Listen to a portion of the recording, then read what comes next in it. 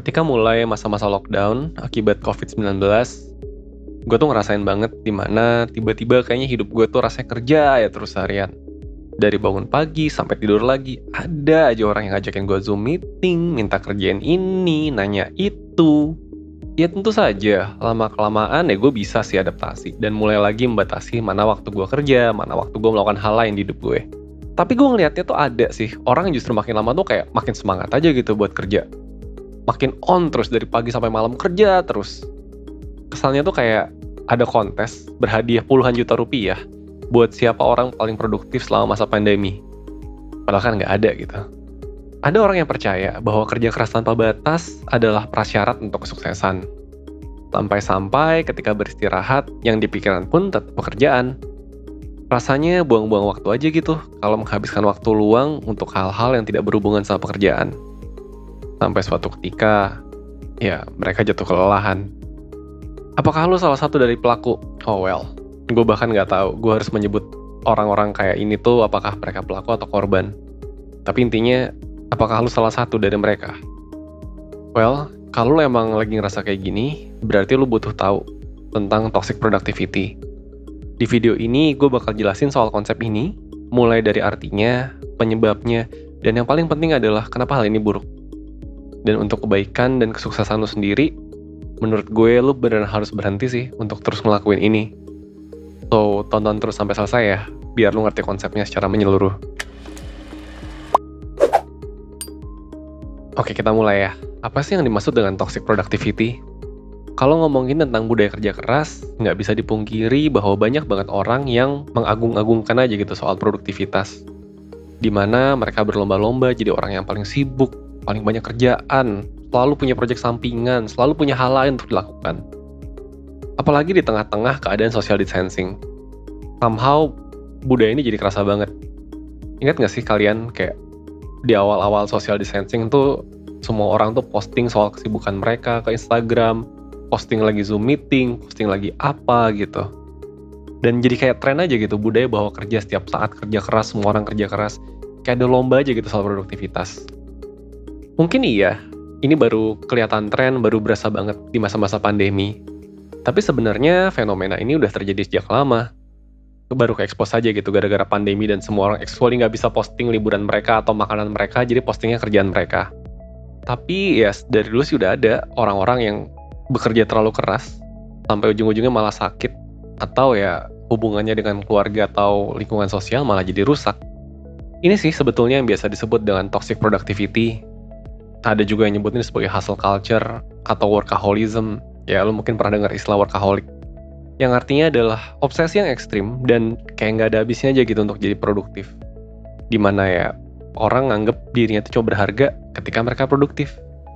Oke, mungkin lu merasa bisa relate sedikit banyak sama cerita gue dari tadi, tapi gue bakal jelasin lebih detail dan lu bisa coba mencari tahu sendiri apakah lu sudah masuk ke dalam kategori ini atau enggak ya. Ada beberapa ciri dari toxic productivity atau workaholism. Misalnya, yang pertama, lu terus-terusan kerja sampai titik dimana lu sakit dan hubungan sosial lu memburuk. Lu jadi mengabaikan hal-hal kecil yang sebenarnya penting buat hidup lu sebagai seorang manusia. Misalnya apa? Misalnya makan tepat waktu, tidur, olahraga, ngobrol santai sama temen. Sampai akhirnya ya hal-hal kecil ini numpuk aja gitu jadi masalah besar. Karena lu gak jaga kesehatan lu, ya at some point lu sakit. Karena lu gak menjaga hubungan sosial lu, ya at some point lu mulai kesepian gitu. Kedua, lu punya ekspektasi yang gak realistis terhadap diri sendiri. Bisa jadi lu menempatkan pekerjaan dan kesibukan-kesibukan lu sebagai prioritas utama. Sedangkan ya hal-hal lain yang kayak tadi gue sebutin, kayak kesehatan lu, temen lu, ketenangan jiwa lu, hobi lu, keluarga lu, itu lu anggap nomor 2. Atau bahkan kadang-kadang ada orang-orang yang anggap itu distraksi. Sehingga lu membuat ekspektasi-ekspektasi yang gak medulin hal-hal ini. Misalnya, ya udah, gue mau kerja super banyak hari ini dari pagi sampai pagi lagi, tapi setiap hari. Itu kan bukan sebuah ekspektasi yang normal gitu untuk kemampuan batas diri lo. Dan ini menyebabkan hal ketiga, yaitu lo merasa susah untuk istirahat. Ketika lo mencoba buat break gitu atau ngelakuin me time deh, lo merasa bersalah aja gitu. Kayak lo ngerasa harusnya masih ada yang bisa lo kerjakan, terus lo merasa diri lo tuh kurang produktif. Pokoknya kalau lo nggak lagi sibuk, lo tuh rasanya tuh kayak sepi, hampa, pingin kerja lagi. Ya orang-orang di sekitar lu juga biasanya sadar akan hal ini. Mungkin mereka kadang protes bahwa lu kayak nggak pernah ada secara emosional gitu buat mereka. Lu lagi ngobrol sama orang tapi pikiran lu mikirin pekerjaan. Lu mungkin sudah punya keluarga, kemudian di rumah yang ada lu malah mikirin pekerjaan.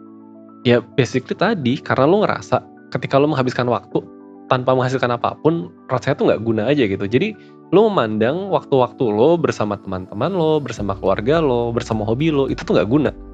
Kenapa? Karena itu bukan pekerjaan, karena itu tidak produktif.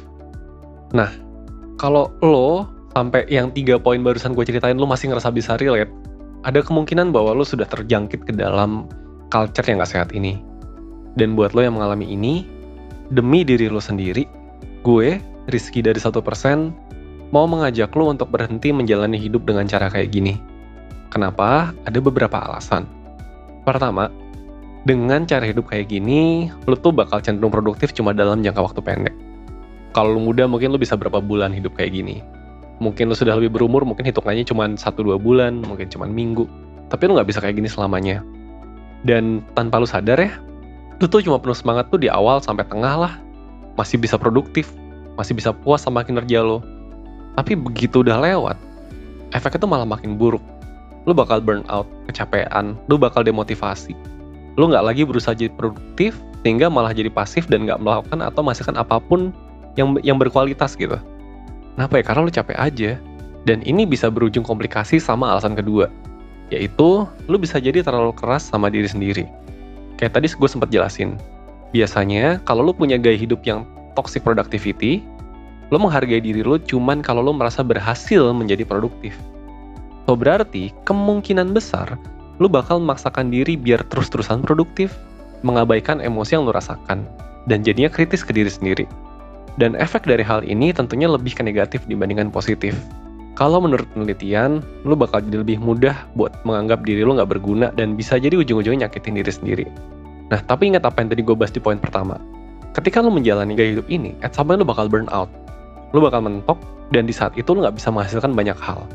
Dan di saat itu terjadi, ketika lo juga sudah bersikap keras sama diri sendiri ketika lo gak produktif, lo ambiar sih. Seriusan. Ya gimana gitu. Lo mau kerja gak bisa karena lo kecapean. Dan lo benci diri lo ketika lo gak kerja. Ambiar sih. Ketiga, lo bisa gampang stres kalau ada orang yang lo rasa lebih produktif daripada lo. Biasanya, orang yang punya gaya hidup toxic productivity itu suka ngebanding-bandingin kesibukannya dengan orang-orang yang ada di sekitar mereka. Ingat, yang dibandingin adalah kesibukannya. Dan ketika ada orang-orang yang mereka rasa lebih produktif, bisa jadi karena terlihat lebih banyak kerja atau lebih bagus aja gitu hasilnya. Mereka tuh bakal jadi insecure, nggak pede, dan akhirnya stres. Kenapa ini bisa terjadi? Ya karena mereka cenderung memandang orang-orang tuh ya cuma dari aspek itu aja gitu, dari aspek produktivitas. Jadi kalau mereka udah merasa kalah dalam hal produktivitas, mereka bisa jadi down banget. Terakhir, yang kayak tadi gue sempat bahas, lu bisa jadi mengabaikan hal-hal yang sebenarnya penting dan terobsesi sama jadi produktif. Jadi ya lu lebih gampang sakit, dan hubungan lu sama orang lain juga jadi lebih gampang buat renggang. Jadi toxic productivity itu beneran toxic. Nggak cuman karena hal ini bikin lu lupa sama hal penting lain selain kerjaan, tapi juga karena secara jangka panjang, hal ini bisa bikin lu cepat stres, down, keras sama diri sendiri, dan ujung-ujungnya malah kebalikan kok dari produktivitas dan kesuksesan yang lu pinginin. Oke, tenang aja, ini semua tidak harus begini selamanya. Masih ada cara-cara yang bisa lu gunakan untuk tetap produktif tanpa terjebak dalam toxic productivity. Oke, dan gue akan jelasin ya beberapa hal yang bisa lu gunakan. Pertama, lo harus sadar akan emosi yang lo rasain. Orang-orang yang hidup dalam toxic productivity pada umumnya menolak dan memendam emosi yang mereka rasain, karena buat mereka, emosi itu distraksi. Jadi ya, mereka jadi keras aja gitu sama diri sendiri.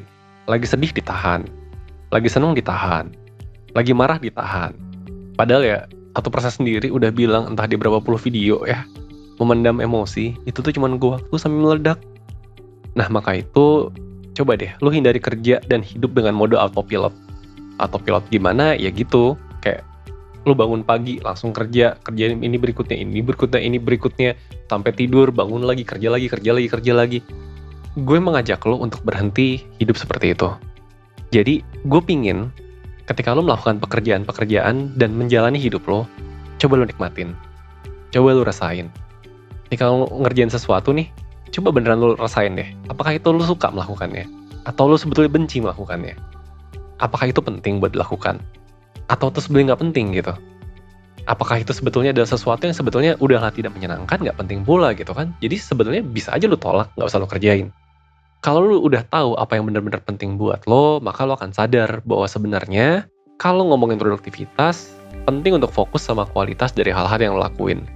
Bukan sekedar banyak, tapi kualitasnya ya hasil kerja autopilot aja gitu kan. Yang penting kerja, yang penting kerja. Nah, sehubungan dengan ini, coba juga untuk merefleksikan apa tujuan jangka panjang lo. Biar lo sadar kesibukan mana sih yang beneran bakal bawa lo ke tujuan jangka panjang lo. Jadi lo bisa lebih enjoy, lo bisa lebih ngerasain. Karena ya lo manusia men, bukan robot men. Manusia tuh punya emosi dan itu nggak bisa deny itu gitu. Lo bukan robot ya.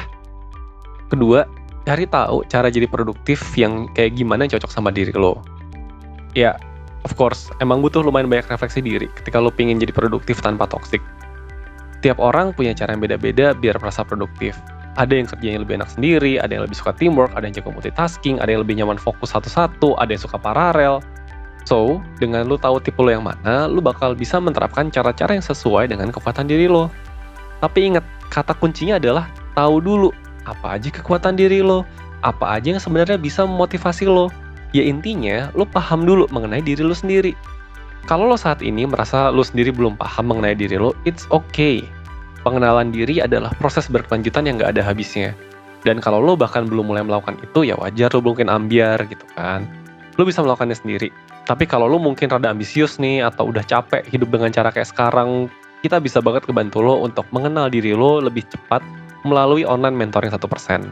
Dengan diskusi bersama mentor terlatih dan tes-tes psikologi yang bakalan dikasih ke lo bakal bisa memulai lebih cepat proses pengenalan diri sehingga lo bisa mulai merencanakan juga apa yang bisa lo lakuin untuk jadi lebih produktif, tapi dengan sehat. Lo bisa dapat pandangan objektif dari mentor-mentor berpengalaman 1% dan dapat insight-insight dari hasil tes psikologi yang udah lo kerjain. Dan menariknya, mentoring itu nggak selesai gitu aja. Lo bakalan dapat worksheet pas sesinya udah selesai, biar lo tetap bisa mengembangkan diri lo secara konsisten, dan jadi kedepannya bisa terus jadi orang yang produktif, tapi nggak toksik. Kalau lo berminat atau pengen tahu info-info terkait mentoring, lo cek link yang ada di description box ya. Ketiga, buatlah goals dan ekspektasi-ekspektasi yang realistis. Boleh aja kok lo punya target tentang apa-apa aja yang harus lo lakukan dan lo selesaikan. Tapi lebih baik kalau lo membuatnya sesuai dengan kenyataan yang ada.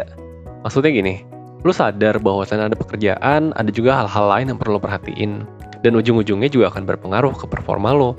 Misalnya, menjaga keperluan untuk menjaga pola makan, berolahraga, quality time sama orang lain, serta ngelakuin hobi atau apapun yang bisa recharge energi lo. Nah, berhubungan dengan ini, lo juga bisa mengatur ulang pandangan lo tentang break atau istirahat. Daripada menganggap istirahat sebagai sesuatu hal yang mengganggu, sebagai sebuah distraksi, coba lo mikir gini deh. Istirahat adalah cara yang efektif buat mencapai goal yang udah lo buat. Kenapa? Karena tanpa istirahat, perlahan kualitas lo bakal turun. Dan at some point lo bakal ambiar. Jadinya, ya malah lo lebih lama buat mencapai target jangka panjang lo. Lo bisa jadwalin di jam berapa aja lo mau break biar nggak kebablasan dan nggak lupa juga. Penelitian juga udah membuktikan bahwa kadang, lo tuh justru baru bisa dapat ide-ide kreatif dan inovasi ketika lo stop sejenak dari pekerjaan lo. Karena pas break ini otak lo lagi nyatuin apa yang barusan lo kerjain. Jadi bisa muncul tuh ide-ide baru yang mungkin gak kepikiran kalau lo non-stop bekerja jadi robot tanpa break. So, cara pikir bahwa lo harus selalu bekerja keras dan produktif itu gak selalu baik ya.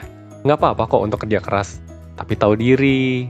Gak apa-apa kok istirahat, jerihkan pikiran, refleksi diri. Justru sebetulnya ya emang diri lo butuh hal kayak gini.